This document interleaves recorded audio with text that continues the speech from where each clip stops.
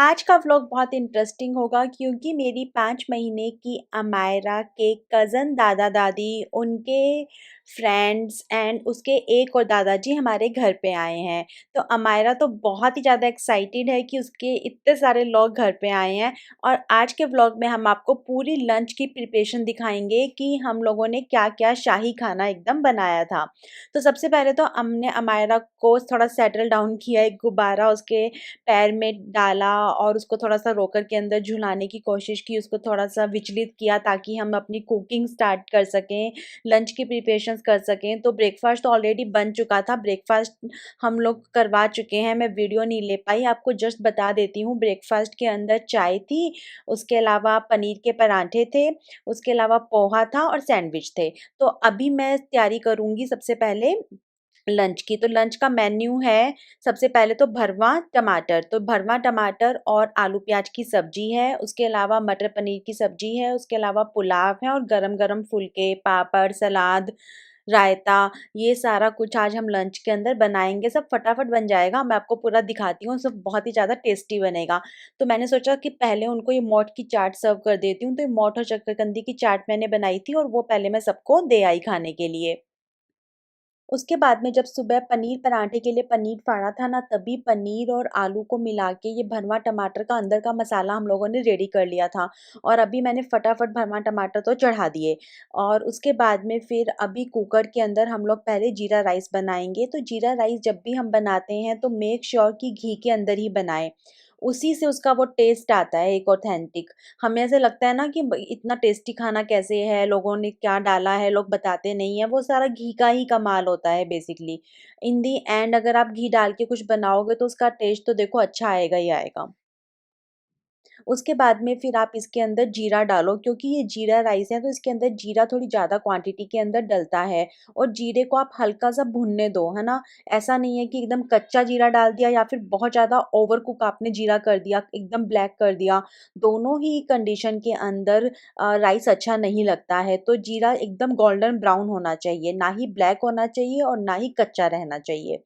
तो ये छोटी-छोटी सी चीज़ें हैं जो हम ध्यान अगर दें तो फिर सब चीज़ें टेस्टी बनती हैं।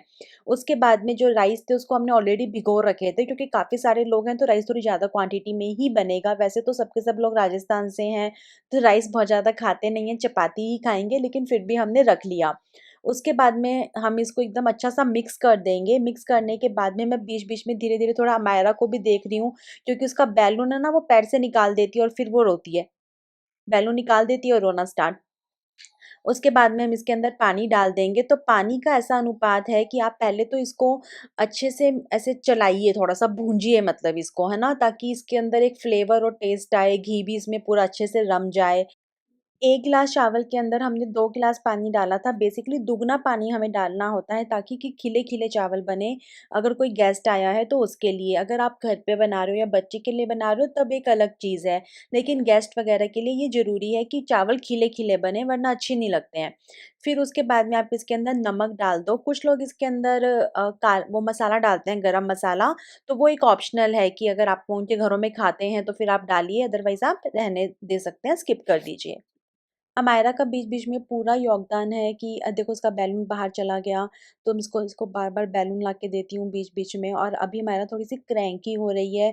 मुझे ऐसा समझ में आ रहा है कि उसको अभी फीडिंग चाहिए। अभी तो अमायरा प्रॉपर ब्रेस्ट फीड पे ही है ना, तो उसको थोड़ा-थोड़ी देर में फीडिंग चाहिए होता है। तो मैं अब क्या करूँगी कि दीदी यहाँ पे चावल को बनाएँगी, पूरी प्रिपरेशंस करेंगी, तब तक मैं जाके इसको एक बार फीड करा के सुला कर आती हूँ। अगर ये सो जाएगी तो अच्छा है, अगर ये नहीं सोएगी तो भी फिर मैं इसको अपने साथ वापस लेके आऊँगी।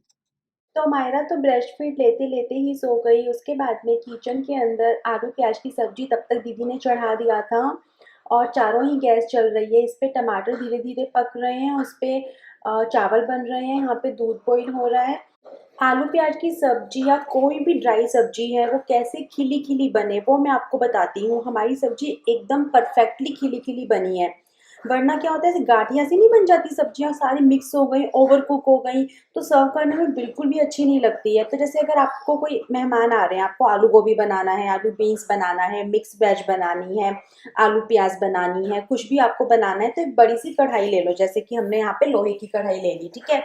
उसके बाद में फिर आप उसके अंदर सरसों का तेल डालो, जीरा डालो, ठीक है। उसके बाद में हरी मिर्ची, अदरक, सब्जी डाल दो। सब्जी डालने के बाद में आप उसके अंदर सारे मसाले डाल दो, जो भी आप डालते हो, नमक और हल्दी, ठीक है, ये सब कुछ आप डाल दो। उसके बाद में धनिया पाउडर डालो, थोड़ा सा गरम मसाला, सब कुछ आप एक साथ डाल दो। फिर आप क्या, इसको ढकना नहीं है, इसको पहले तो आप थोड़ा सा गैस को तेज रखो, उसको थोड़ा सा भूंज लो। उसके बाद में आप गैस को मीडियम रख लो या फिर कम रख लो, जैसे भी आपको सुविधा है, और बीच बीच में उसको चलाते रहो, लेकिन उसको कवर नहीं करना है। तो उसके बाद में देखो सब्जी ऐसे बनती है, एकदम खिली खिली, इतनी मस्त सब्जी लग रही थी। आलू गोभी भी हम लोग इसी स्टाइल में बनाते हैं जब कोई आता है। ऐसा भी नहीं है कि तेल कोई बहुत ओवर डलता है, लेकिन हाँ, अगर आप एकदम ही ऐसे डाइट कॉन्शियस हो, एकदम ही 1 चम्मच तेल डाल रहे हो, तो देखो आए गए में तो वो पॉसिबल नहीं है, उसमें तो आपको थोड़ा सा लुकिंग पे ध्यान देना ही पड़ता है। तो फिर अगर कोई भी आपके घर में गेस्ट आ रहे हैं, तब आप इस तरह से आलू प्याज या कोई भी ड्राई सब्जी बनाओगे, तो वो भी बोलेंगे कि वाह यार, आपने कैसे बनाई है इतनी टेस्टी सब्जी। और जो इसके दादा दादी आए थे हमारे, कि उन सबको भी बहुत ही अच्छी लगी थी।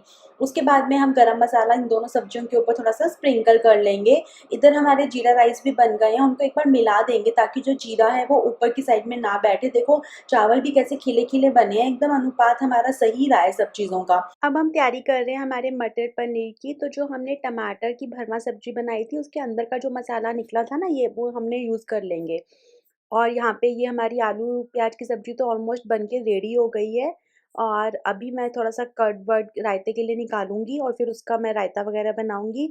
और इतने में मटर पनीर की जो सब्जी है उसको हम छौंकेंगे। मटर पनीर की सब्जी का भी हिसाब है कि वो घी में ही अच्छी लगती है। तो पहले थोड़ा सा हमने घी डाल दिया, देसी घी। उसके बाद में हमने उसके अंदर जीरा भूनने के लिए छोड़ दिया। जब जीरा अच्छे से गोल्डन ब्राउन हो जाएगा, तब हम उसके अंदर वो टमाटर वाली प्यूरी डाल देंगे, जो मैंने आपको वहाँ पे दिखाए थे ना टमाटर। उसके अलावा भी हमने और टमाटर लिए थे।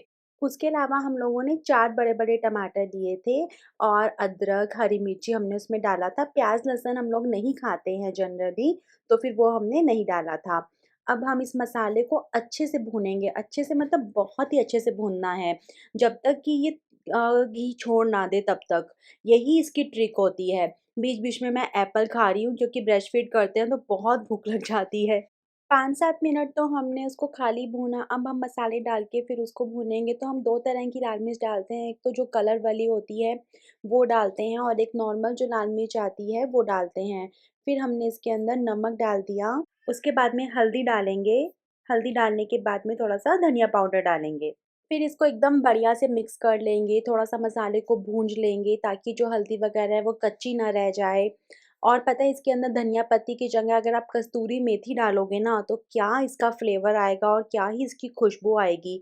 अब देखो जो घी है वो थोड़ा-सा ऊपर दिखने लग गया है एकदम, तो अब इस मौके पे हम इसमें कस्तूरी मेथी डाल देंगे। तो हर चीज़ का हिसाब होता है कि हिसाब से ही डालना है, ऐसे बहुत बुरे तरीके से नहीं डालना है।